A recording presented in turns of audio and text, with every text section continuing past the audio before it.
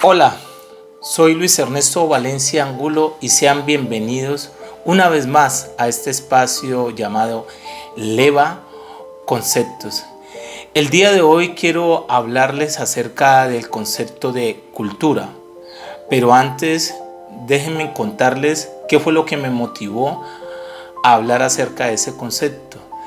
En esos días viajaba de Cali a Jamundí y en el transporte en el que iba, tres personas, un señor y una señora, pues sostenían una conversación. El señor estaba bastante indignado por una mala atención que le habían dado en su EPS y con mucho de intuición decía que eso se debía a problemas de corrupción y una y otra vez expresó el término, la categoría cultura del robo, cultura de la corrupción, y las señoras asentían, estaban de acuerdo en el uso de esa categoría.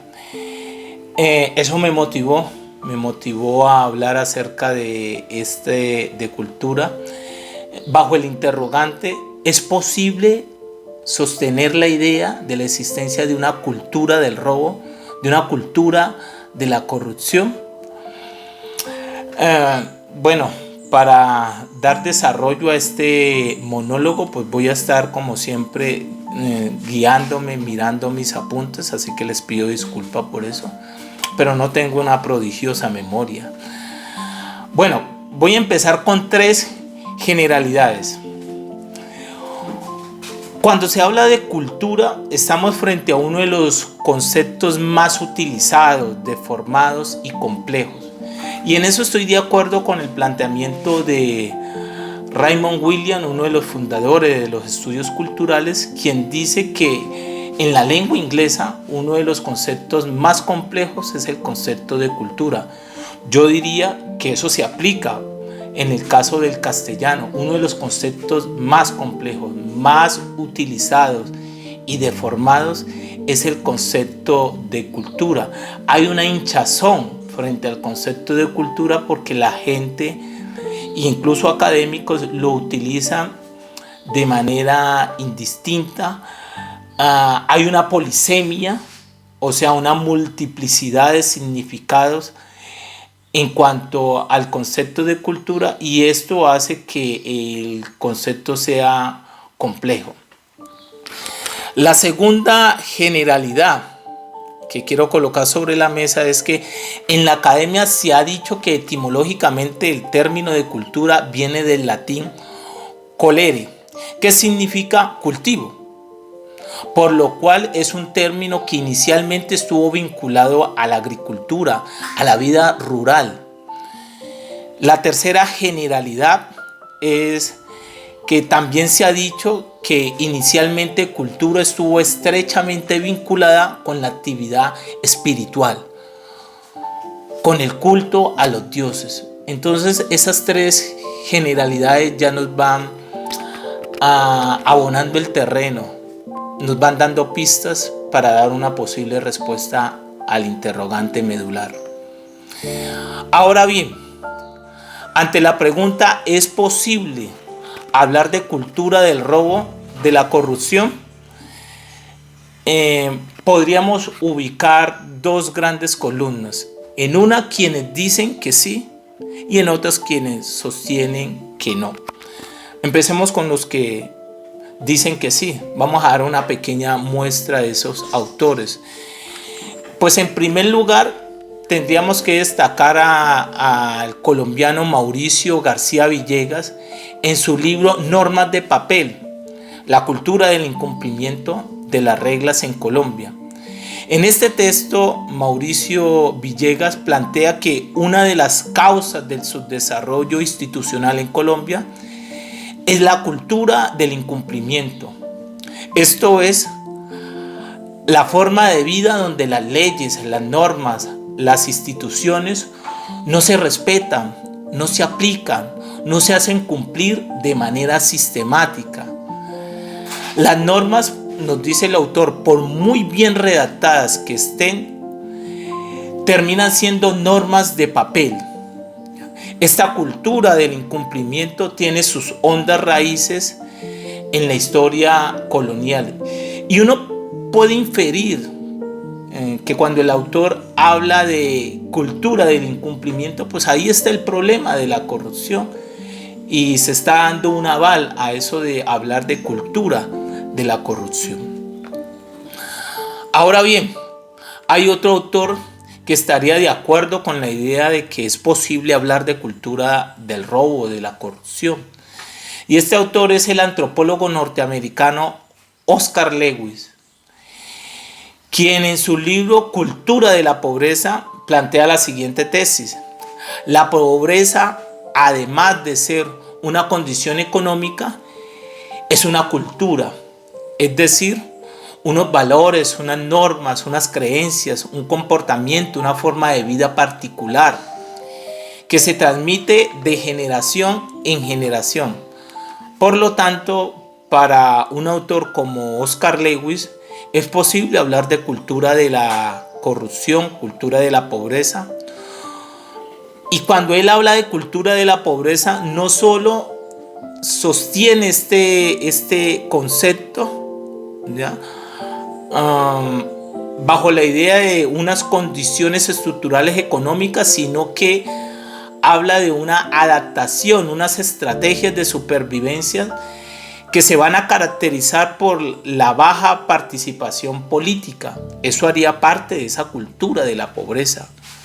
¿Ya? Cierta tendencia a una baja participación política, una desconfianza frente a los políticos, desconfianza frente al Estado y su representante, escasa planificación de futuro, ¿ya? Relaciones familiares inestables. Podríamos decir hoy en día, pues, uno de los ejemplos de esas relaciones inestables familiares podría ser el madresolterazgo, ¿ya? Y también fanatismo y resignación frente a las condiciones de vida y una alta tasa de escolaridad inconclusa, nos dice Oscar Lewis en el texto Cultura de la Pobreza. Y uno alcanza a olfatear ahí esa familiaridad, esa cercanía con la idea de hablar de una cultura de la corrupción.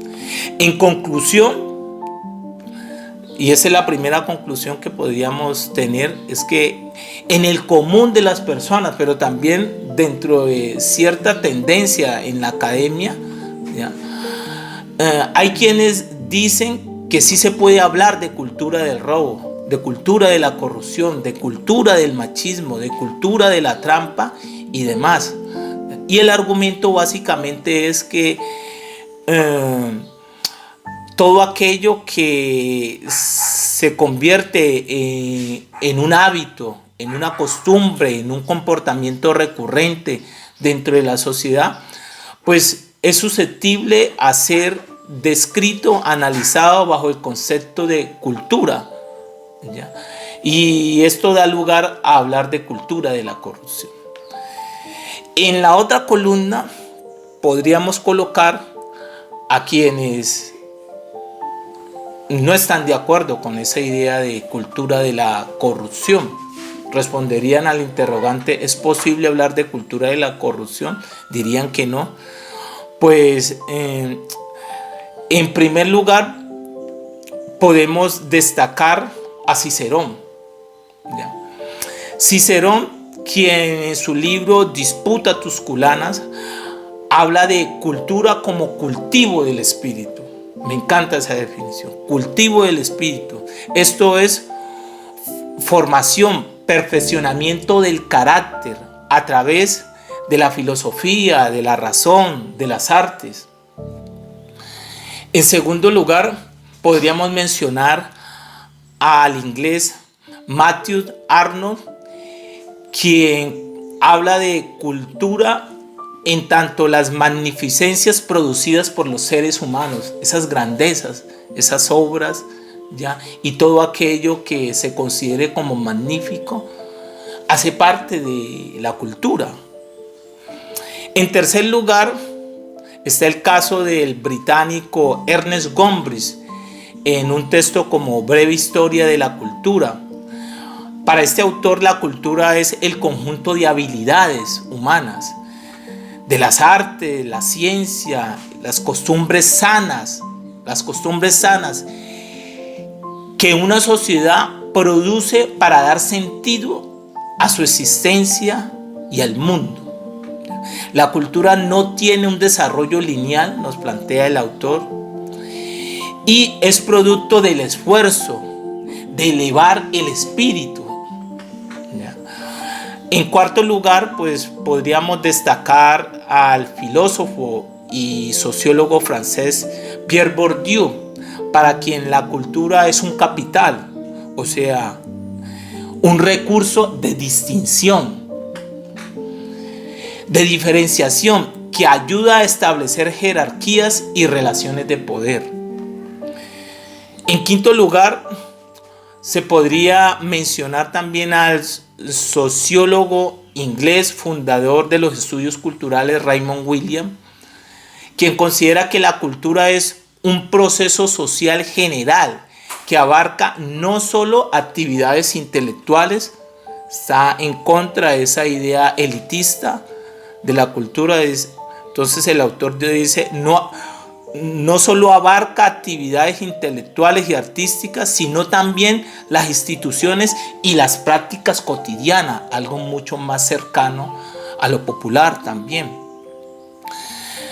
Y por último, quiero destacar la idea de cultura presente en el médico, antropólogo y novelista colombiano Manuel Zapata Olivella, para quien la cultura es un proceso de construcción de conocimiento humano que cumple con 3 leyes: la ley de la acumulación, de la transmisión y de la modificación. Esa definición lo pueden encontrar en un capítulo que Manuel Zapata Olivella escribió en un compilado llamado Las Voces del Tiempo. Bueno, en conclusión, en este segundo bloque, pues podríamos encontrar que la cultura desde tiempo remoto ha sido vinculada con lo positivo, con lo grande, la magnificencia, el progreso, la formación, el perfeccionamiento humano. Por lo tanto, no hay lugar para hablar de cultura de la corrupción o cultura del robo. El segundo aspecto dentro de esa conclusión también que hay que resaltar es que no se puede confundir la cultura con prácticas delictivas, antisociales, dañinas, como el robo, la corrupción, el racismo o el machismo. Esas son prácticas dañinas y no son cultura desde esta perspectiva. Y bueno, yo voy a asumir una posición. Estoy de acuerdo con los autores de esa segunda columna, ¿ya? Que desde donde se considera que no es posible, que no es adecuado, no es lo más adecuado darle ese sentido a la expresión, al concepto de cultura.